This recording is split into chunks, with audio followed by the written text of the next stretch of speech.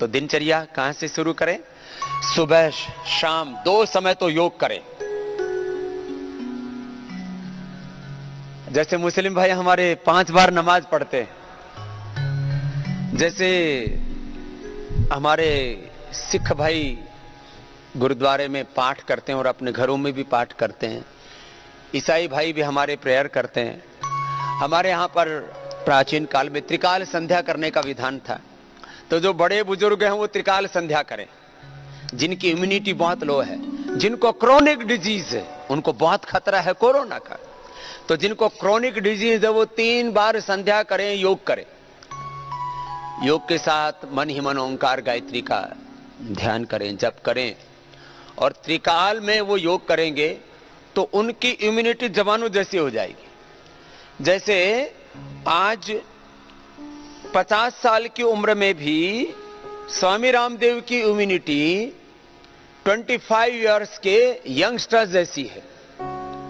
तो मैं ऐसा भारत देखना चाहता हूं जिसके 50-60 साल के लोगों की भी इम्यूनिटी 25-30 साल जैसे लोगों की हो। और मैं आपको ये गारंटी देता हूं, जब मैं 80 साल का हो जाऊंगा तब भी मेरी इम्यूनिटी 40 साल जैसे जवानों जैसी रहेगी। माने मेरी उम्र के हिसाब से जो आधा कर लो 50% आयु वाले जो मुझसे होंगे उन जैसी मेरी इम्यूनिटी होगी, बॉडी में स्ट्रेंथ होगी। इसको बोला जाता बायोलॉजिकल एज।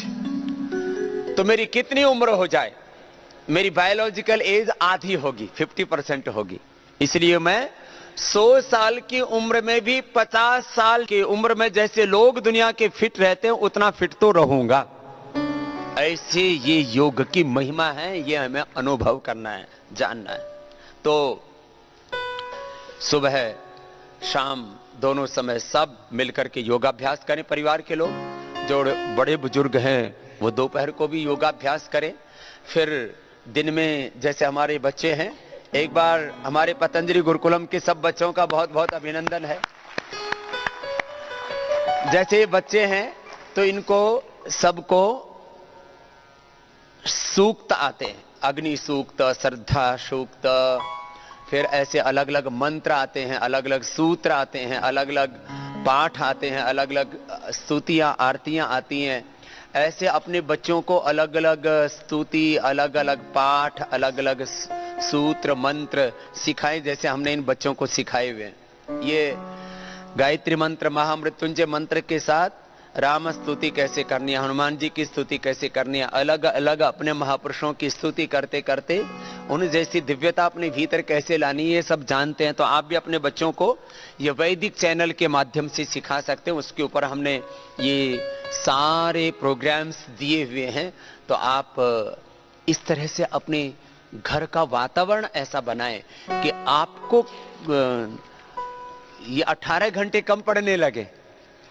माने छोटे बच्चों के लिए 6 से 8-9 घंटे और बड़ों के लिए 6 घंटे की नींद पर्याप्त हो। उसके अलावा 18 घंटे घर में रह करके कैसे जीना है, वो ऐसे जो जैसे हमारे प्राचीन काल में अरण्यवासी ऋषि मुनि या गुफाओं में रहने वाले हमारे योगी जीते हैं।